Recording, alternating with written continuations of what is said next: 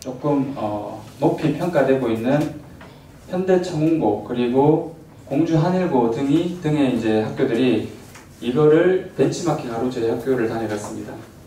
그 정도로 서울대에서 주목을 받고 있고요. 보시면 아시다시피 요 3학기제 내용은 AP 과목들 그리고 SAT 과목들 그 고등학교에서 배울 수 없는 과목들을 저희가 우리 선생님들이 직접 개설을 해서 이렇게 그 원서로 강의를 하고 있습니다. 원서로 강의를 하고 있고요. 이런 과목들을 실시함으로써 그 생기부에 있는 성적란에 그 다른 학교랑 차별화가 됩니다. 그래서 각 학교 입학사정관들에게 많이 이렇게 주목을 받고 있게 되겠습니다. 이 다음은 송설 3품제라는 타이틀인데요. 요 비슷한 거는 어차피 다른 학교에도 많이 보셨을 겁니다. 일단 수시 전형에서 생기부의 자소서, 생기부 그리고 자소서만으로 어떤 학생인지 평가하기가 사실 쉽지가 않습니다. 그래서 공부 외의 것을 수치화시켜서 인증을 받게 하고 해당 활동들은 생기부에 고스란히 작성되도록 이렇게 일련의 프로그램들이 이렇게 운영이 되고 있습니다. 이 중에서 이 모든 프로그램들은 우리 학생들 100% 선택에 의해서 진행이 됩니다. 예를 하나 들자면은 여기 지금 1000km인데 이거 1000km 하면 죽습니다. 학생들 1000m인데 저희가 오타가 더 났네요 보니까 1000m 고산 등반 같은 경우에 이제 저희가 요거를 실시하면서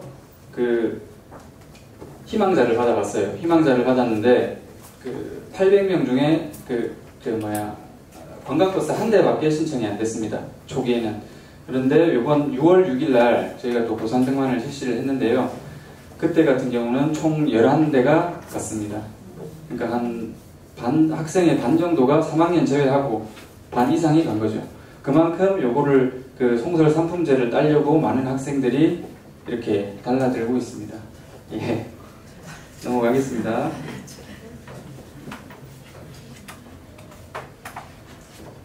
그리고 지금 우리 학교가 또 3학기제에 이어서 주목받고 있는 이유 중에 하나가 이 토마독 이하 독서 능력 강화 프로그램이라고 생각되어지고 있습니다.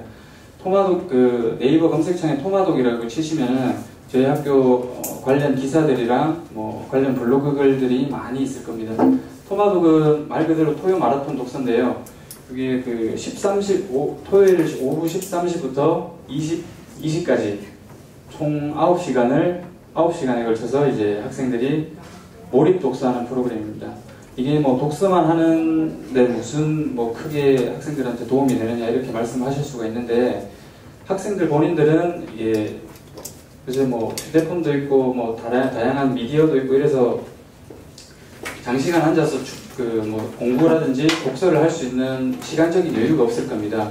그래서 이 프로그램을 통해서 학생들은 9시간 동안 독서를 할 수 있게 되고 이것 때문에 성취감을 많이 얻는답니다.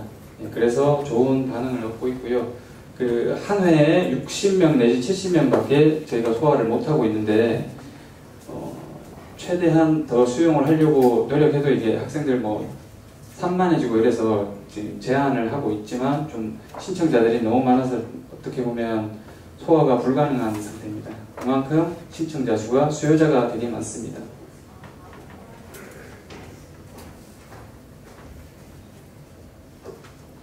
그리고 학교들이 선생님에 의한 배움은 큰 부분을 솔직히 차지하지 않는다고 이렇게 생각을 하거든요. 시간 또한 제한적이기도 하고요. 당연히 배움에 의해서 한 20% 정도는 30% 이상은 채워지겠지만 그 이상은 채워지기가 힘듭니다. 학생들이 고득점으로 가기 위해서는 자기 주도학습이 키포인트가 될 것입니다. 학교는 학생들이 자기 주도학습을 펼칠 수 있도록 저희 이렇게 제도를 많이 마련을 했습니다. 여기 학습 플래너 같은 경우는 우리 학교에서 직접 제작을 해서 학생들한테 연 단위로 이렇게 배부를 하고 있고요. 학습 플래너의 내용은 일 단위 그리고 주 단위, 월 단위, 연 단위까지 이렇게 학습 계획을 쭉 세웁니다. 그래서 그거에 대해서 학생들은 일별로 체크리스트도 작성을 하고 이걸 했는지 못했는지도 체크를 하면서 학습 플래너를 작성을 하게 됩니다. 그러면 우리 담임 선생님들께서 일주일에 한 번씩 이렇게 검토를 해주시고요. 그리고 학습 로드맵은 선생님 개인적인 성향에 따라서 그 뭐 참고서라든지 문제집이 달라질 수 있는 것을 저희가 제한시키려고 이 학습 로드맵을 만들었습니다. 그러니까 뭐 1학년 몇 학기에 이 시기에는 그 참고서 이걸 쓰고 그 문제집을 이걸 쓰고 이렇게 다 로드맵이 작성이 되어 있습니다.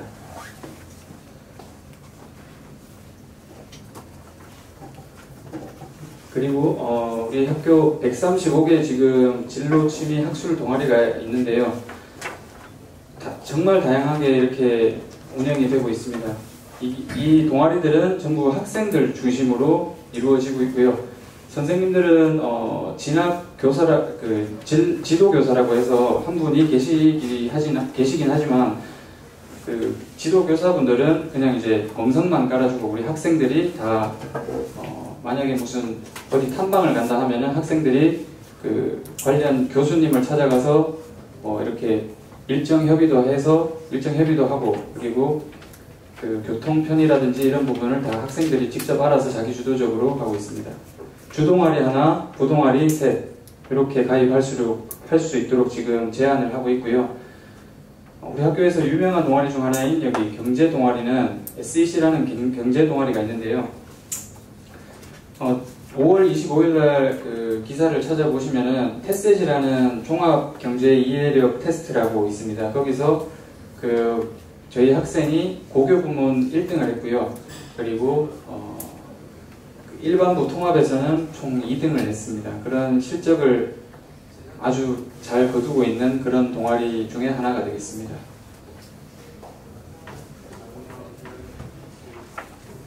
동아리 활동들에는 이런 아까 말씀드린 대로 다양한 활동들이 있고요.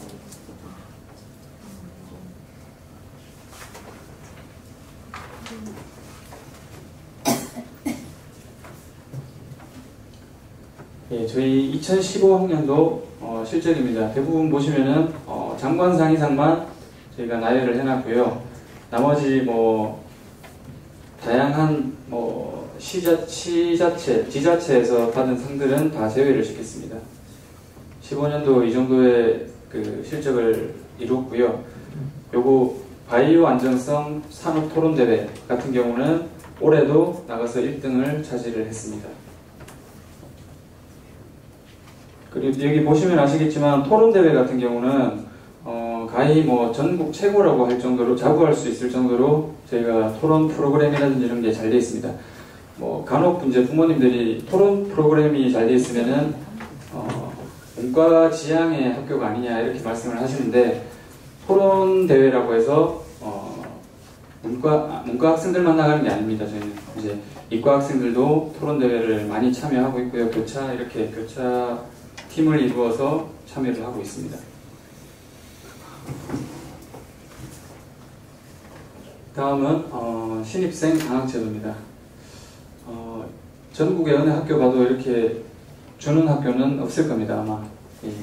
저희 학교 같은 경우는 통설장학회라고 해서 1, 2, 3등에게 1,000만 원을 줍니다. 1, 2, 3등은 어떻게 이게 순위가 매겨지냐면은 입학 성적과 그리고 배치고사 성적. 중요한 거는 배치고사 성적이라고 생각하시면 되겠고요. 배치고사를 잘 본 학생들은 여기 1, 2, 3등에게 1,000만 원, 그리고 또 6등까지 700만 원, 500만 원, 300만 원 이렇게 지급이 되고 있습니다. 학교가 공부를 잘하면은 거의 공짜로 다닐 수 있는 그런 시스템입니다. 작년에 160명이 수혜를 입었고요. 2016학년도 중학생 캠프를 저희가 여기 계시는 참석을 하신 분들이 계신지 모르겠는데 캠프에서 1등한 학생들에게는 이렇게 약정을 하게 됩니다. 약정을 하게 되어서 그 입학 시에 저희가 지급을 하고 있고요. 그리고 가장 중요한 저희 학교 연간 부담금. 요거 같은 경우는 저희가 지금 여기 이렇게 1,200 정도라고 명시를 해놨는데요. 여기에 기숙사비 그리고 식비 방과 후 활동비 등등 모든 비용을 포함해서 저희가 이렇게 명시를 했습니다. 약간씩 조금 학생마다 뭐 선택 과목에 의해서 조금씩 틀려질 수는 있겠지만 한 평균적으로 이 정도 든다고 보시면 될 것 같습니다.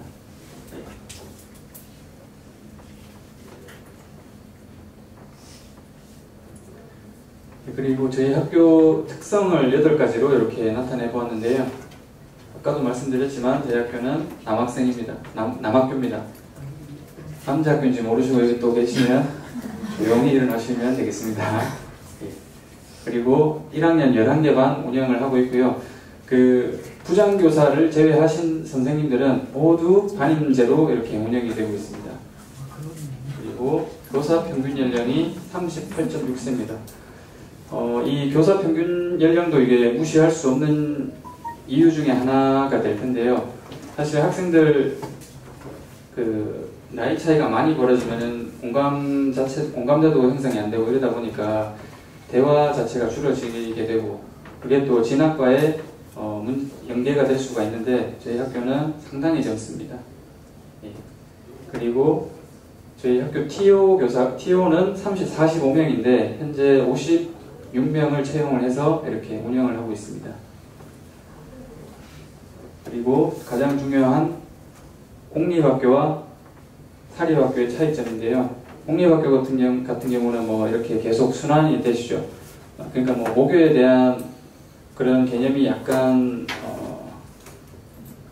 그 의미가 조금 없는데 공립학교 같은 경우는 저희 학교는 사학이라서 한번 여기 발을 담그신 분들은 30년씩 근무를 하십니다. 따라서 학생들이 뭐 나중에 은사님을 찾아뵙거나 할 때도 이제 계속 그 선생님이 계신다는 점.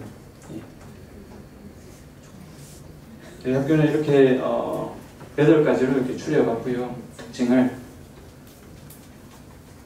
다음은 이제 입시 요강에 대해서 제가 설명을 드리겠습니다.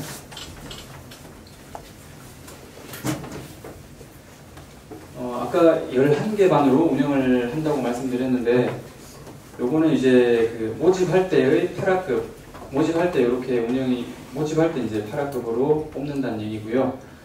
실제 운영은 11개 반으로 운영된다고 생각하시면 되겠습니다. 저희 학교는 전기학교 전국단이고요. 학급당 32명 뽑을 예정입니다. 일반 전형에 202명, 여기 서울 지역이기 때문에 제가 여기 전국 단위 한해서만 제가 설명을 드리겠습니다. 전국 단위에는 총 102명을 뽑을 예정입니다. 그리고 혹시나 여기 사회통합전형 같은 경우는 그 전국 광역 구분 없이 이렇게 뽑고 있으니까 혹시나 여기 사회통합전형에 해당되시는 분이 계시면 꼭 여기 사회통합전형으로 지원을 하시기 바랍니다.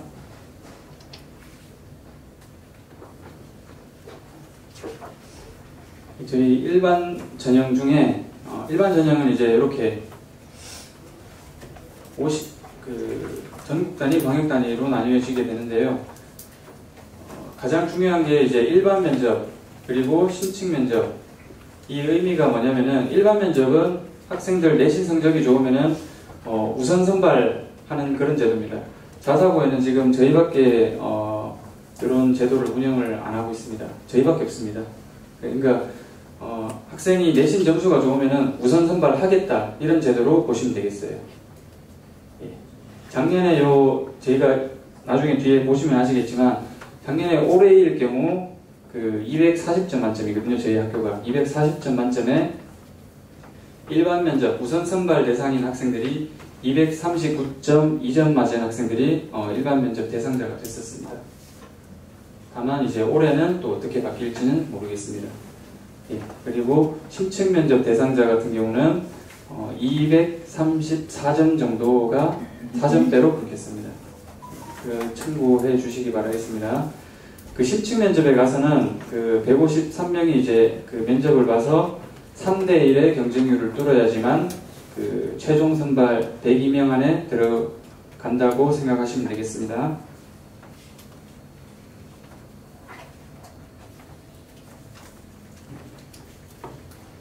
예, 그리고 여기 그 사회통합전형. 사회통합전형은 뭐 간단하게만 설명을 드리겠습니다. 여기 사회통합전형 중에서도 기회균등 자녀 여기 대상이 있고요. 기회균등 자녀 같은 경우는 모집 정원은 아까 일반 면접 말씀드렸었죠. 이 학생들 같은 경우는 무조건 26명을 우선 선발을 하게 됩니다. 그래서 작년에는 26명이 안 왔기 때문에 다 선발이 됐다고 보시면 되세요. 예. 그리고 이러한 전형이 있고요. 그리고 기회균등 대상자 같은 경우는 이러한 혜택을 갖고 있습니다. 그 차차 상위, 법정 차차 상위가 아닌 학생들 같은 경우는 거의 공립학교 수준으로 학교를 다닌다고 보시면 되겠습니다. 사회통합 전형 중에 이제 사회다양성 전형인데요. 여기 뭐 군인 자녀, 그리고 읍면지역 여기는 해당이 안 되겠고요. 다문화 가족, 한부모 자녀 이런 부분 중에 이런 분들 중에서 이제 요 건강보험 납입금이 충족이 돼야 됩니다. 그러니까 이 두 가지가 충족이 돼야지 그 전형 대상자가 되는 겁니다. 작년에는 저희가 53명을 여기 사회통합 전형에서 모집을 했는데요. 53명을 모집을 하는데 56명이 지원을 했습니다. 그래서 56명 중에 3명이 떨어졌는데 그 3명은 아예 뭐 그 내신이 의미가 없는 뭐 E만 수두룩한 학생들이 다 떨어졌다고 보시면 되고요. 그러니까 뭐 적당한 수준만 되면은 다 여기에 다 붙었습니다. 예. 여기에 해당만 된다면은 꼭 이 전형으로 지원을 하시기 바랍니다.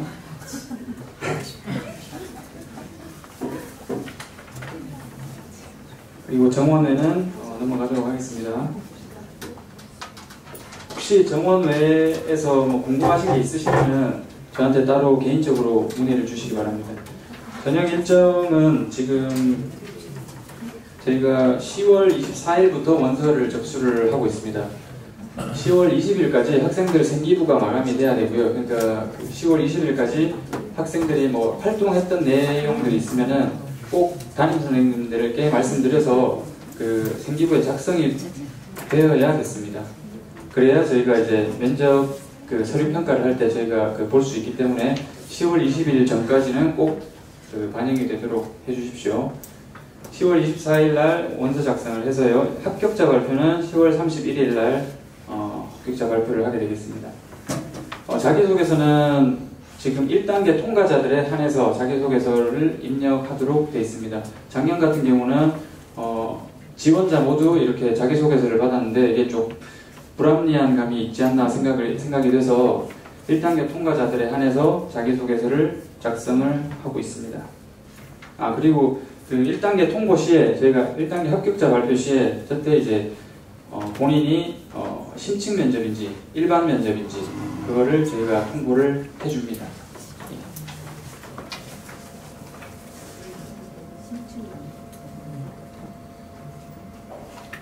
다음은 저희 학교 산출 기준입니다. 아까 말씀드렸다시피 올 A일 경우 240점입니다. 올 A일 경우 240점인데 작년이랑은 약간 반영 비율이 조금 달라졌습니다. 작년에 여기 3학년 1학기를 50%로 그 배점을 했었는데 50%로 하다 보니까 이게 뭐 영어 수학에서 B가 하나 나온다 하면은 아예 뭐 지원조차 할 수 없는 그런 상황이 되다 보니까 저희가 이렇게 50%를 다른 학기로 이렇게 분산을 시켜놨습니다. 예, 참고를 해주시면 되겠고 저희 학교 홈페이지 오시면은 엑셀 프로그램 있는데 그걸 한번 돌려보시고 나중에 상담하실 때 상담해 주시면 되겠습니다. 사회교과 같은 경우는 한 학기에 뭐 사회도 있고 도덕도 있고 이런 경우가 있는데 요 순서대로 이렇게 성적을 반영하시면 되겠습니다. 역사, 사회, 도덕 순입니다. 역사를 가장 우선순위로 반영을 합니다.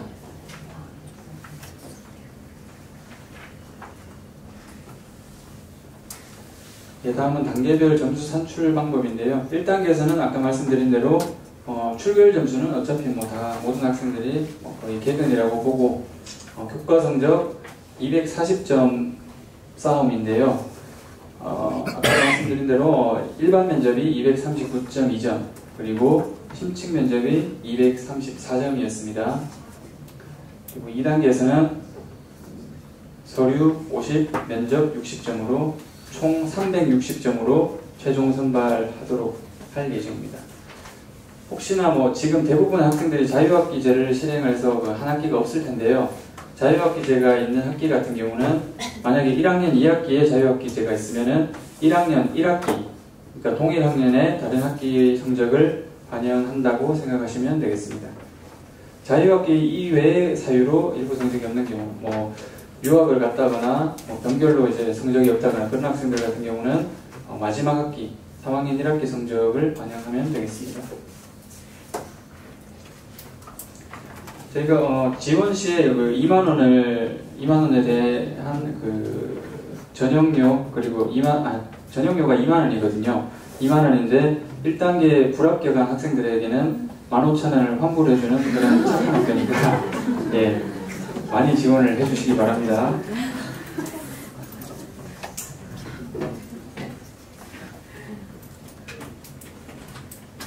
동점자 처리 같은 경우는 저희 지금 중학교 대부분 내신 성적들이 좀 상향 평준화돼 있어서 요 동점자 처리 기준을 올해 좀 강화시켰습니다. 240 올해의 만점자들이 많아질 걸 대비해서 저희가 이렇게 우선순위를 뒀는데요.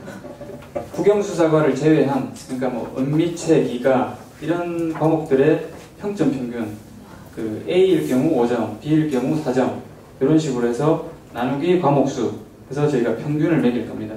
그러니까 240 만점자들이 아까 일반 면접이 51명이라고 말씀드렸는데 올해의 학생들이 5명이 왔다 하면은 요 순서대로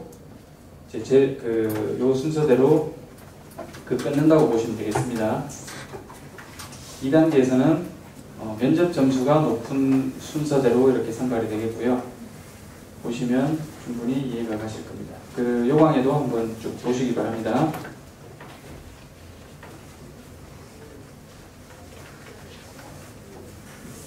서류평가에 있어서 이제 비교과 활동, 학교생활기록부를 저희가 이렇게 5개를 묶어서 4점씩 배점을 했습니다.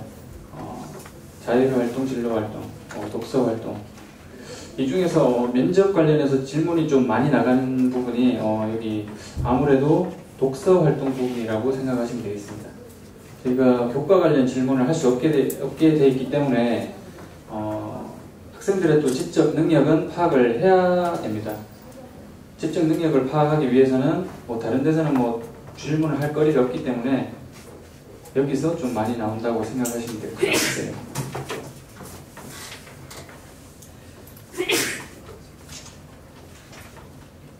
그리고 자기소개서는 이렇게 30점 배점이 되어 있고요. 자기주도학습 영역, 인성 영역. 인성 영역에서는 요 키워드에 해당하는 거를 자기가 이렇게 뽑아서 믹스를 해서 작성을 하면 되겠습니다.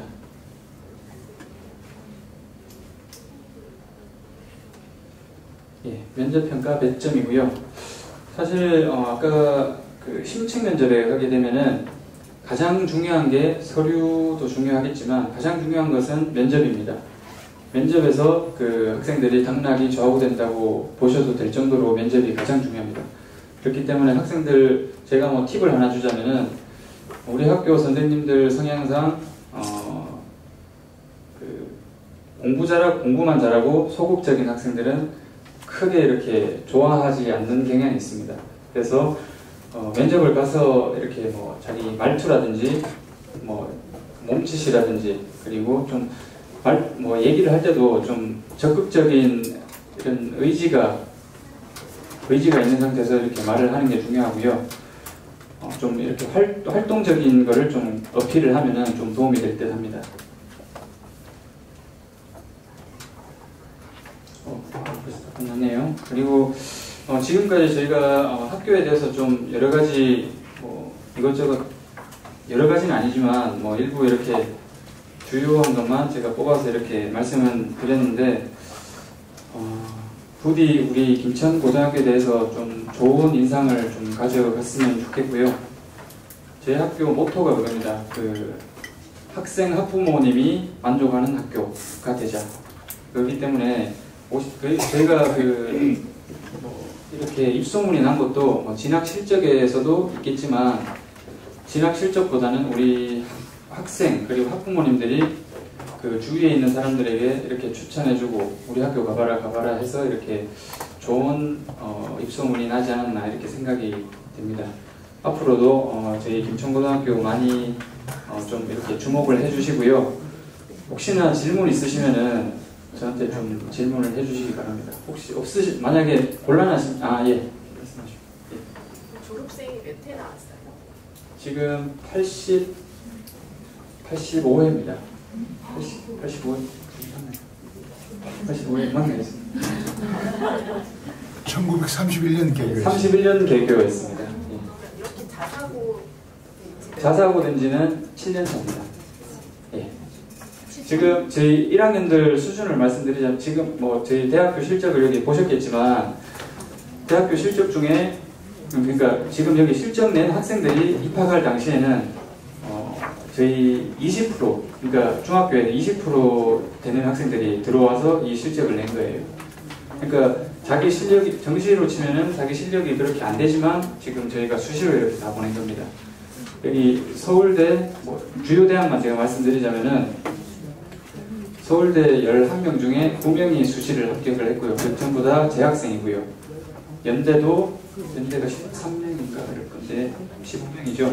그 중에 한 명 빼고 또 다 재학생들이 그 수시로 합격을 했습니다. 그러니까 저희 학교 그 기본 방향 자체가 수시 전형 그리고 학생부 종합 전형으로 가고 있습니다. 예. 또 질문 아까 주실 분. 제가 설명 중에 빠뜨렸을 수도 있는데 예. 그 일반 전형에서 전국 단위에서 일반 면접 대상자하고 신청 면접 대상 나눠지잖아요. 예. 그 구분이 어떻게 되는지. 내신으로 그냥 끊는 겁니다. 내신 성적으로. A, B, C 요 정도 아까 점수 산출 기준 있잖아요. 네네. 그걸로 그냥 끊는 겁니다. 51명을 끊는 겁니다. 그리고 그 나머지가 예. 그리고 한 가지만 더. 그 아까 이제 자기 주도적 학습 설명하실 때 예를 들면 입학해서 과학이나 수학 같은 경우에 요즘 아이들 선행을 굉장히 많이 하니까 예를 들어서 수준별 아마 수업이 있을 것 같고 과학이나 수학 같은 경우에 선행이 많이 되어야 그 기숙사 학교니까 들어가서 아이들 스스로 공부해서 따라다니는데 무슨 공부가 많이 되어야 뭐 일단 수학 같은 선행의 의미가 뭐 거의 수학 수준이 되어 있다고 생각이 되는데요.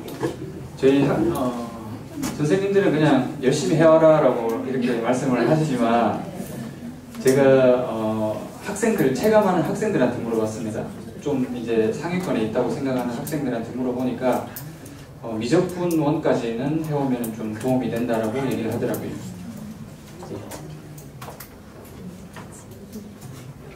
예. 그 내신이 좋아서 일반 면접 대상자가 되면 그러면 거의 합격을 하는 거예요?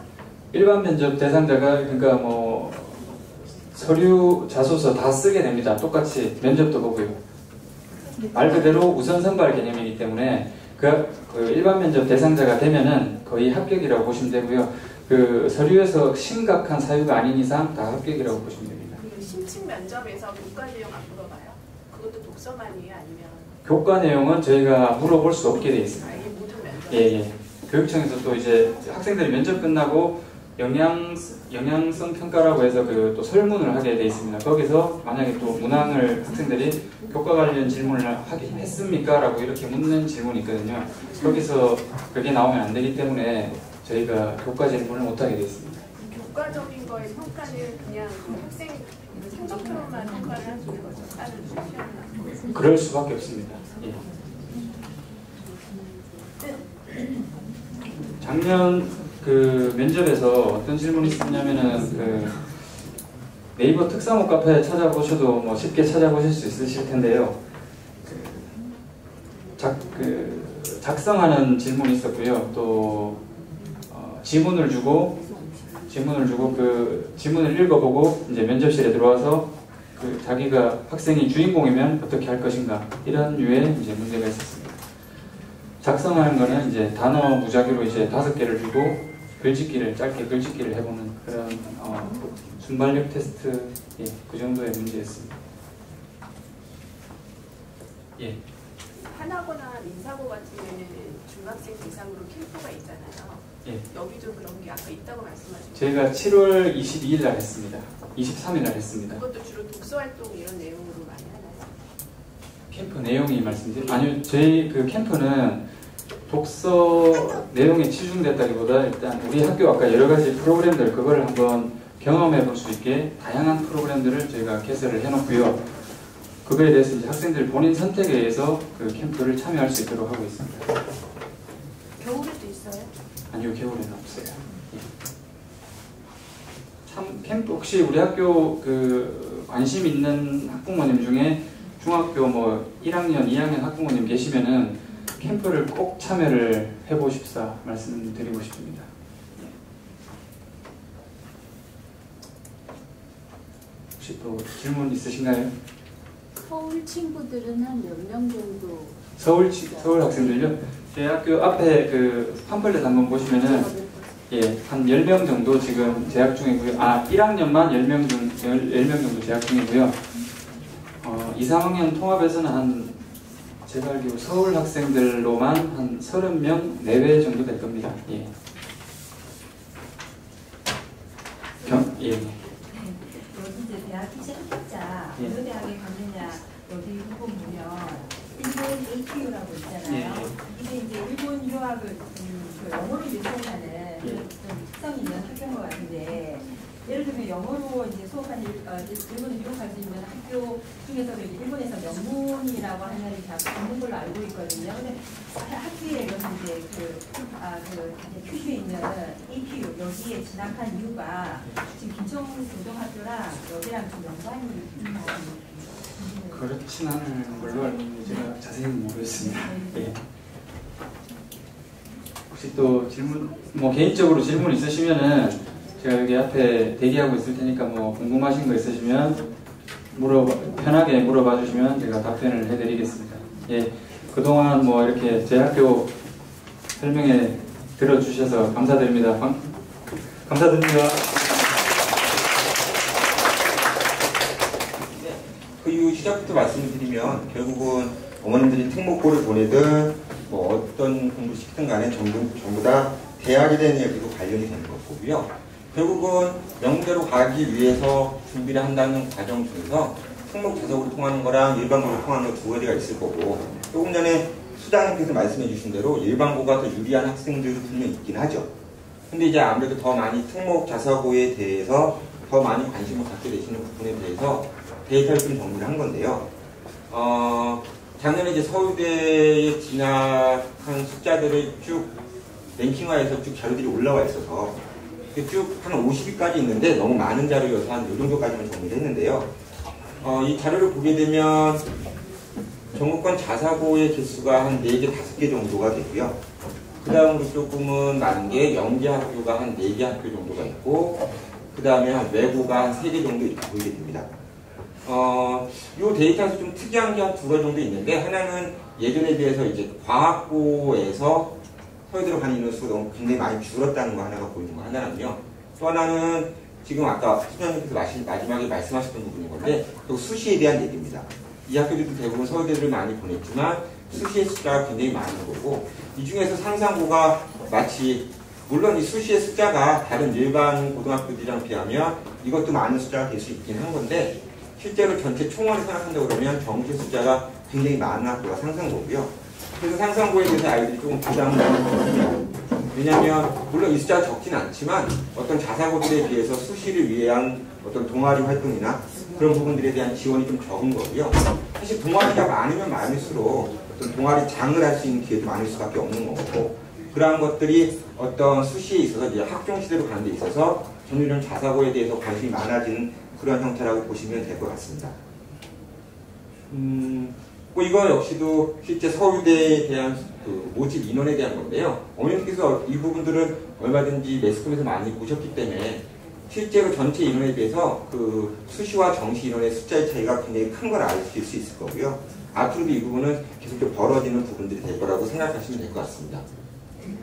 그래서 이제 특목 자사고를 위해서 여러 가지 아이들이 공부를 하는데 문제는 준비가 예전이랑 좀 느낌이 달라졌다는 거죠. 입학을 위한 준비랑 입학 후 고교 과정을 위한 준비로 갈라서 생각을 해야 되는 건데 사실 입학을 위한 준비에 대해서도 어머님들께서 되게 많이 물어보십니다. 뭘 준비를 해야 되느냐라는 부분인 건데 실제로 예전처럼 정량적 평가가 아니고 정성적 평가라는 부분들이 내세우고 있는 상황들인 거고 예전에는 수학이 정규에서 1등을 했니 3등을 했니가 중요했냐면 이제는 올 A냐 아니냐를 주가 더 중요한 부분이 되기 때문에 실제로 하나하나 나눠서 좀 말씀을 드리도록 하겠습니다.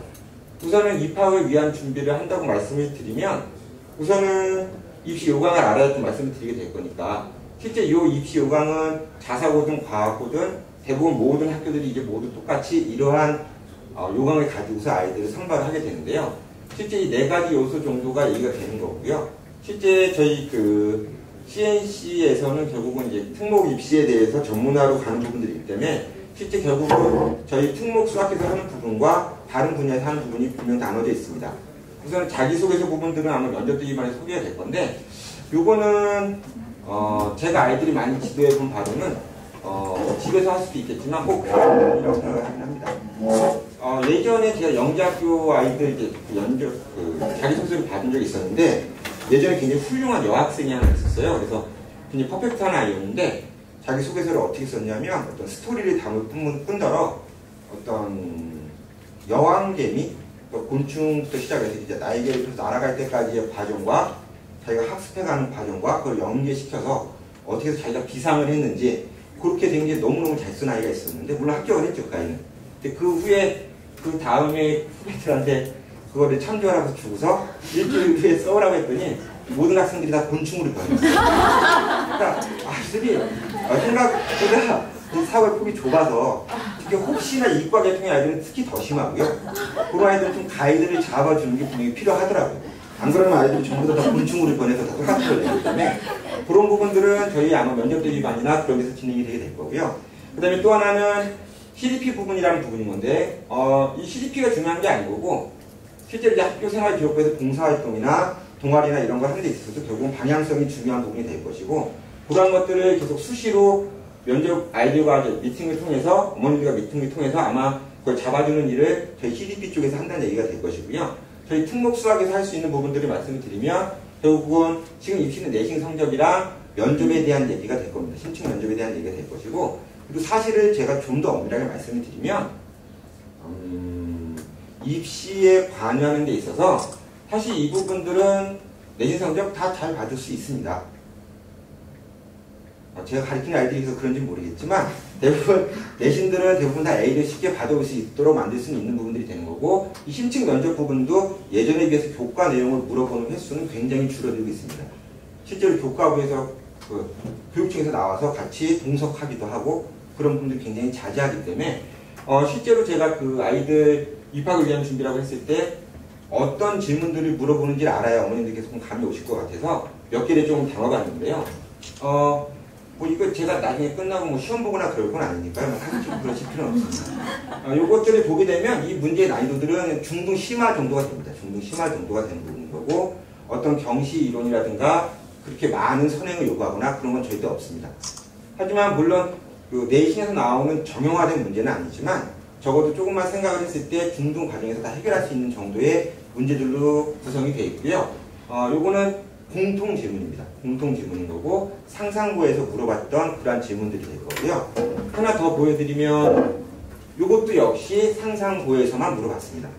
같이 보시면 아시겠지만 상상고만 유독 교과랑 관련된 부분들이 좀 많이 물어보게 되는 거고 그 외의 것들은 지금 계속 보여드리게 되겠지만 그리고 상상고 이 질문도 보면 이 전에가 15년도였고 이건 16년도에 대한 문제인 건데 이 문제들은 오히려 앞에 거보다도 문제를 푸는 것에 대한 얘기가 좀 덜해지는 느낌이 있고요.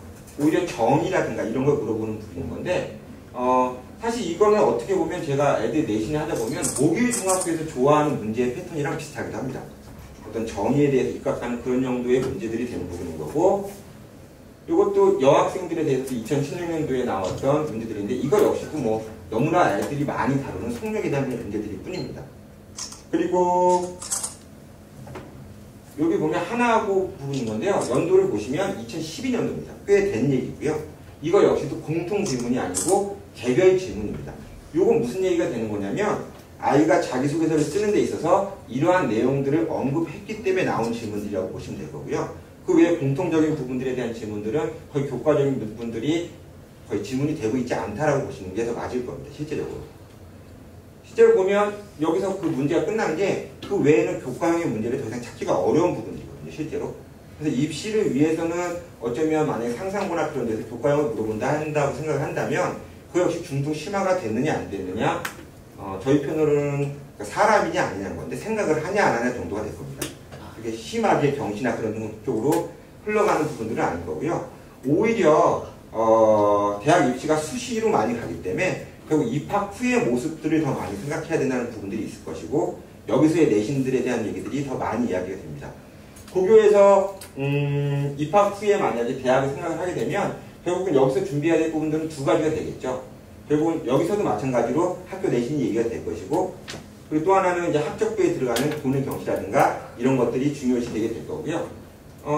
요것들에 대해서 우선 교과 과정을 한번 잠깐 말씀드리면 여기 모이신 어머님들의 자녀분들이 몇 학년인지 제가 잘 모르긴 하는데 사실 지금 현재 진행되고 있는 교육 과정입니다. 요거는 현 중3까지만 해당되는 교육 과정이 될 거고요. 현 중2부터는 문이과 통합이라고 해서 새로이 교과 과정이 바뀌어서 진행이 되게 됩니다. 여기서 지금 보면 또 바뀐 교과 과정도 보여드리긴 할 건데요. 지금 아이들이 굉장히 많은 양의 공부들을 하는 아이들도 있고 조금 하는 아이들도 있고 어머님들도 늘 고민을 하시죠. 어디까지 해야 되는 건지. 그리고 이제 딱 얘기를 듣고 나면 아 그럼 되겠다. 그러고 그다음에 옆집 어머님이랑 얘기하고 나면 아 아니야 우리도 기가 벽터까지 해야 될 것 같아. 이런 걸로 생각이 바뀌긴 하는 건데요. 저는 사실은 요 부분들에 대해서는 그닥 아이들이 많이 하고 가는 게 과연 얼마나 이득이 있을까라는 생각을 좀 합니다. 뭐냐면 이 미적분 1과 미적분 2에 대한 개념은 똑같습니다.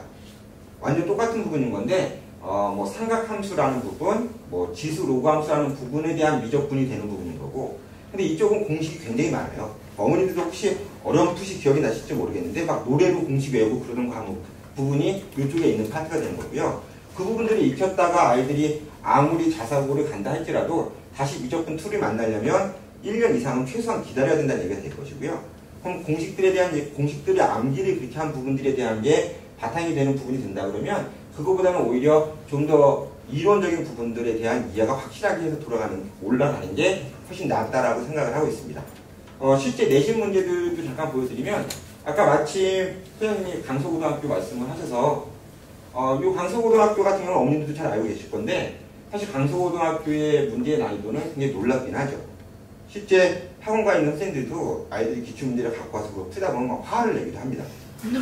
뭐냐면 문제의 난이도도 난이도지만 조금은 선생님들 표현으로는 지저분하다는 느낌이 들어가는 문제들도 있습니다. 보통 10을 다루면 3차까지 다루는 게 보통의 얘기라면 강서는 굳이 4차에 대한 문제를 내게 되고요. 어떤 값을 넣었을 때 0이 되는지를 찾는 문제를 찾아야 되는 건데 2분의 루트 2를 넣어야 0이 되는 그거 값들을 아직 찾아볼 수는 없는 거거든요. 근데 어쨌든 이 강서고등학교는 대치 쪽에서 수업을 하다 온 선생님들도 대치보다는 좀 쉽겠지라는 접근을 하다가 강서고등학교 문제를 보시고서 좀 당황스러워 하시긴 합니다. 제가 강서 아이들 내신 대비를 실제로 해봤었는데 아이들끼리 하는 얘기들이 있어요. 실력이 중상위권 정도 되는 아이들은 시험 대비가 다가오면 1학년 초반에는 안 그러는데 학년이 올라가고 나면 공부를 안 합니다. 그게 뭐냐면 어느 정도의 실력에서부터는 공부를 하나 안 하나 점수가 똑같다고 그래요. 그 난이도가 아예 극상 위로 올라가지 않는 한 그냥 어느 정도의 범위 내에서는 점수가 똑같대요. 그래서 이건 준비가 좀 수학적 내공이 있는 아이들이 아닌 다음에는 그러니까 중상위권이라는 얘기는 고교 국가 과정에서 가르치고자 하는 내용은 다 습득했다는 얘기거든요. 근데 습득을 한다 할지라도 문제를 접했을 때 벽이 생긴다는 얘기가 될 것이고요. 그럼 결국 생각하는 능력들로 넘어간다는 얘기가 될 겁니다. 그래서 결국은 뭔가 생각하는 능력들이 없는 상태에서는 뭔가 문제가 되는 부분들이 될 것이고요. 그러니까 아이들의 체감이 되겠죠. 그러니까 선생님들이 보기에도 짜증나는 문제가 있지만 대부분은 여기서 요것만 좀 더 생각하면 될 것을이라는 느낌의 문제들을 아이들은 막히게 됩니다. 이것도 사실은 일부는 굉장히 패턴화된 문제와 비슷하지만 그 풀이 과정에서 뭔가 생각을 해서 판단해야 되는 것들이 섞여 있는 형태로 문제가 진행이 되는 형태인 거고요. 실제로 뭐 이런 문제나 이거 역시도 그러니까 문제들이 요거는 의외로 좀 쉽게 나오긴 했어요. 요거는 센 시스템에 있는 문제에서 조금 틀어놓은 건데 요 정도가 사실 어머님들께서 그 아이들이 이미 선행을 많이 하니까 센 수학에 대한 느낌이 어떠신지 모르겠는데 센 수학 시스템은 사실 모든 과정의 이론을 처음 익히는데 그닥 도움이 되진 않습니다.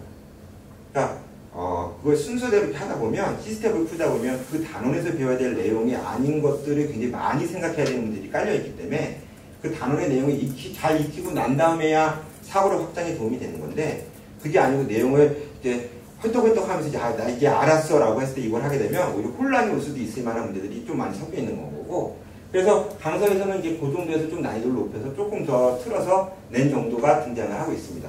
그리고 미분에 대한 2학년 문제들도 마찬가지 부분이 되는 건데요. 그러니까 저희 특목수학에서 목표로 하는 게 그거죠, 사실은.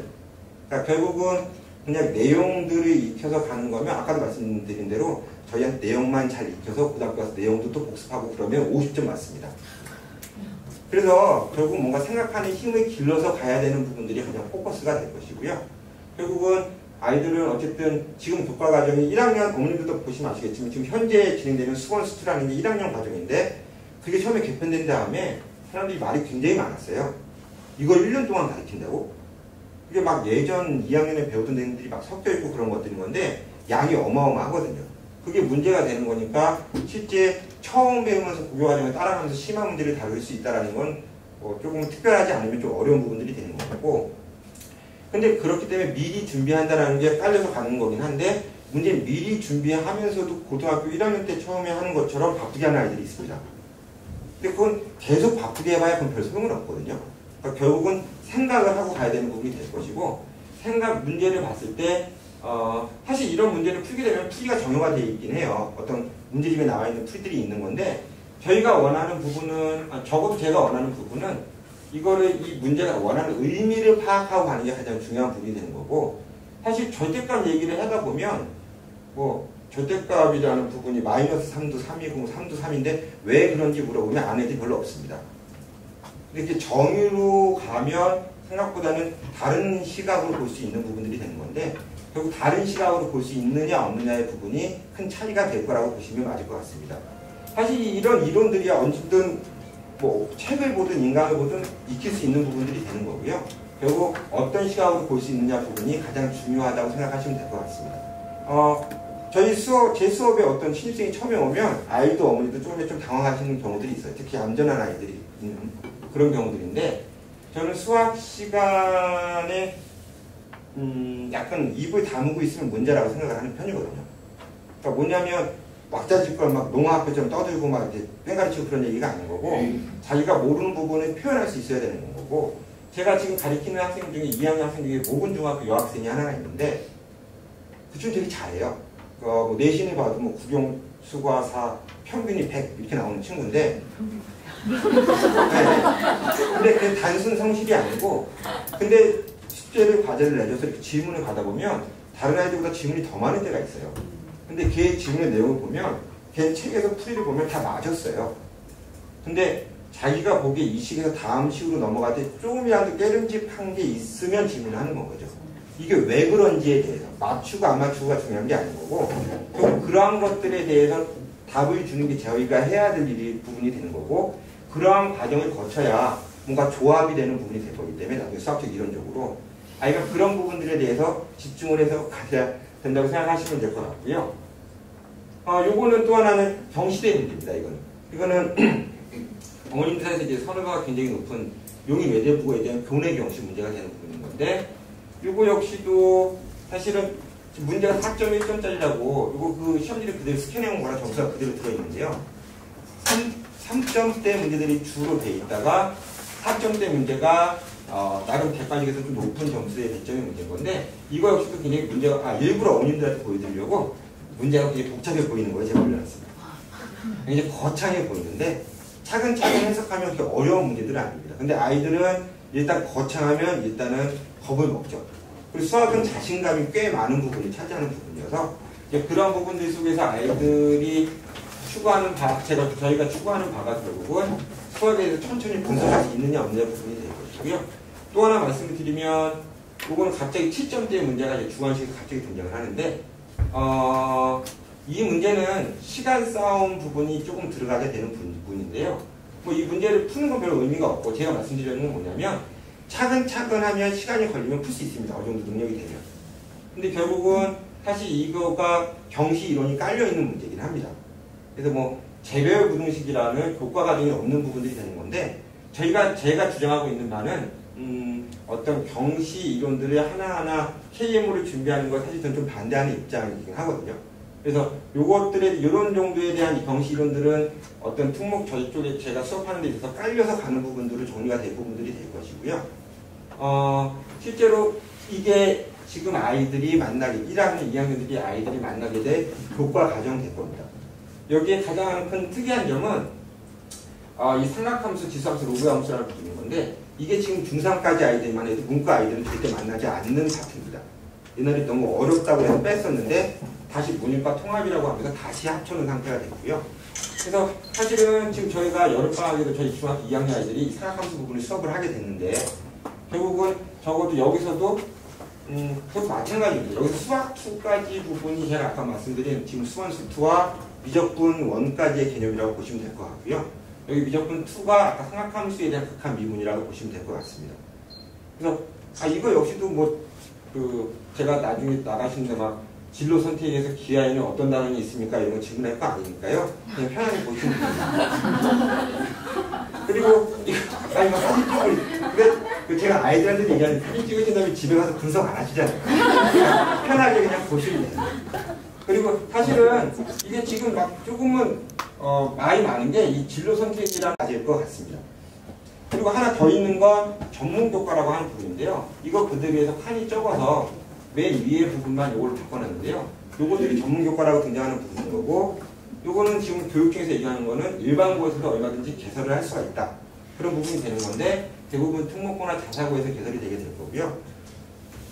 그러니까 이게 결국은 수능 과목으로 들어가지 않을 과목이라는 거죠. 근데 결국 학종 시대에서 이수를 했냐 안 했냐 부분에 대한 얘기들이 되는 부분들이 됐고 이거다라고 추측할 수 있는 정도가 됩니다.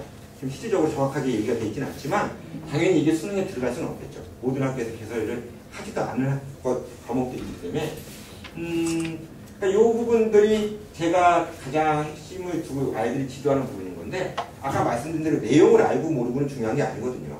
그건 가르치면 얼마든지 할 수 있는 부분인 건데 생각하는 힘에 대한 얘기인 건데 안타깝게도 수학은 불공평한 과목입니다.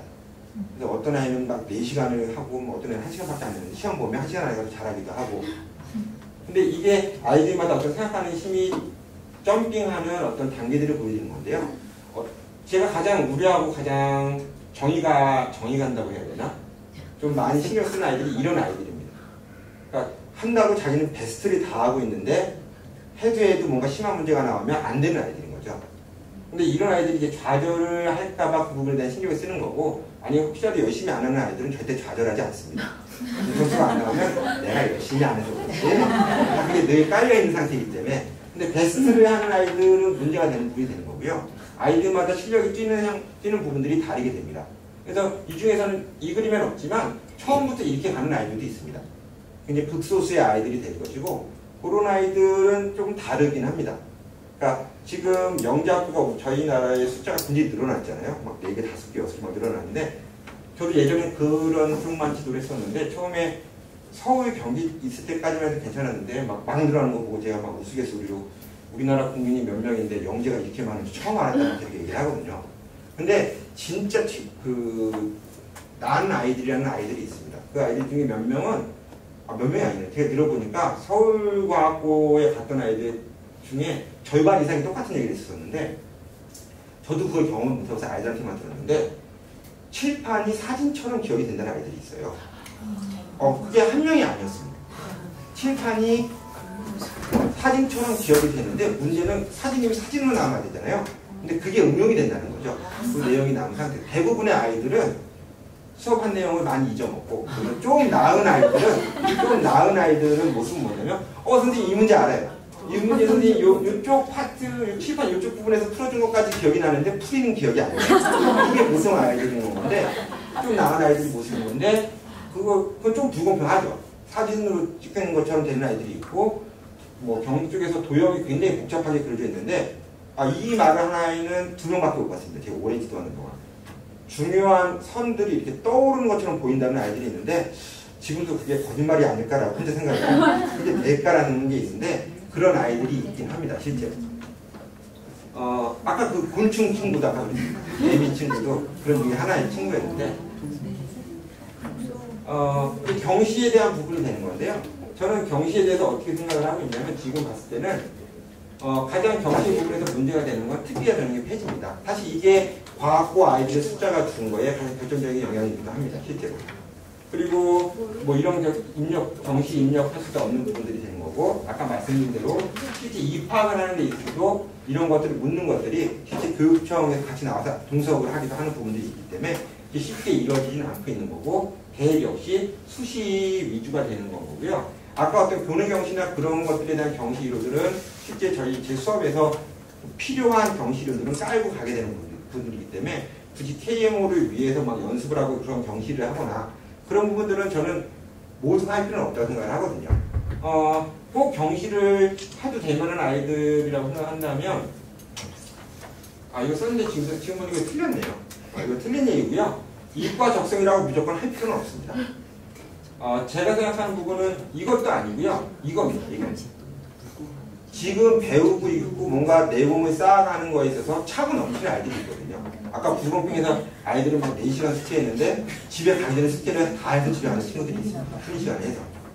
그런 아이들이 할 만한 부분들이라고 생각이 드는 거고요. 그럴 때 효과가 있는 겁니다. 사실. 그러니까 그 내공이 쌓여있지 않은데 경시를 하면 어떤 거랑 똑같냐면, 제가 표현하기는 영어 단어 외우는 거랑 똑같습니다. 이런 문제는 이렇게 푸는구나. 그러고 지나가면 머리에 남지 않거든요. 이게 뭔가 얽혀서 이렇게 뭔가 수학적으로 뭔가 정리가 돼야 되는 건데 단편적이 되는 부분이 되기 때문에, 그래서 저희가 이런 제가 지금 중2 반에 어떤 학생이 있는데, 모기중학교 학생인데, 결국은 제 반에서 수업하다 제가 결국은 따로 봐주다가 결국은 제가 내쫓은 아이가 있습니다. 그러니까 결국은 제가 1학년이었다가 그 위에 학년이랑 제가 같이 수업을 시켰었어요. 이렇게 점핑을 해서 이렇게 근데 다 튀는 아이들이 있거든요. 근데 그런 아이들에 대한 프로그램이 저희가 갖고 있긴 한데 굉장히 많은 학생들을 놓고 수업하거나 그러진 않습니다. 그러니까 이게 그 학생이 쫓겨가서 지금 하고 있는 수업에 대한 선생님이 돼야 되는 부분인 건데요. 제가 이 부분들에 대해서는 제가 생각하는 이 수업을 받는 아이들은 어려운 내용을 선생님께서 굉장히 잘 풀어서 이해하기 쉽게, 그거 저 되게 잘하는데 그거에 필요한 수업이 저는 아니라고 생각이 드는 거죠. 그런 것들은 이 정도 아이들은 책을 보면 제가 농담삼아 수학을 어렵게 만드는 사람들 중에 일부가 책을 만드는 사람들이거든요. 책을 만드는 사람들은 어쩔 수 없긴 해요. 수학적으로 풀어가야 되니까. 근데 그걸 보면서 이해하려고 하면 너무 어렵게 느껴지는 거고, 근데 그게 어떤 의미인지를 설명을 풀어서 해주는 게 제가 해야 할 몫인 건데, 정말 난아이들 같은 경우는 읽어보면 이해할 수 있습니다. 쉽게 이해할 수 있고, 근데 그런 아이들한테 필요한 건 걔네가 갖는 수학적 궁금증이나 아니면 그 극상으로 올라가는 부분에 대해서 어떤 막힘이 없는 답을 해줄 수 있는 선생님들이 가장 맞는다고 생각이 되고요. 그래서 이 선생님 같은 경우는 결국은 놀랍지 않습니까? 만점을 받으셨다고 합니다. 경시대에서 만점을 받았다는 건 쉬운 얘기는 아닌 부분들인 거고, 어떤 이분이 제가 솔직히 말씀드리면 제가 이분보다 강의는 더 잘합니다. 굉장히 알기 쉽게 아이들한테 설명을 잘해줄 수 있고 그런 부분들이 되는 거지만, 만약에 굉장히 극상의 문제들을 보게 되면 저 역시도 옛날에 경시 수업을 했지만 지금 보면 이걸 어떻게 풀었더라 라고 전 떠올리게 되는 부분이 사실 좀 있거든요. 근데 이분은 저보다 그런 부분에 있어서는 훨씬 낫지 않을까라는 부분들이 있는 거고, 그런 아이들한테 가장 베스트인 선생님이라고 생각을 하고 있는 부분이 되겠습니다. 그래서 결국 여기까지가 제가 준비한 부분이 되는 부분이고요. 사실은 제가 지금 오늘 어머니한테 말씀드리고 싶었던 가장 핵심은 워낙 말이 많거든요. 그 입시가 많이 바뀌고 흔들리다 보니까 뭐가 정답인지가 굉장히 헷갈리는 상황들이 되는 거고, 거기서 방향성을 잡는 데 있어서 조금은 정리가 되셨으면 하는 게 제가 오늘 말씀드린 목표였고요. 조금 도움이 되셨으면 좋겠습니다. 하지만 집에 가서 같은 얘기를 듣고 나면 그래도 기하 접속까지는 해야 되겠다 생각이 들 수도 있겠지만, 어쨌든 제가 꼭 주장하고 말씀드리고 싶은 부분들은 아직 내용을 쌓아서 가는 게 가장 중요하다고, 좀 정리가 되셨으면 하는 게 오늘 제가 드리고 싶은 말씀입니다. 네, 감사합니다.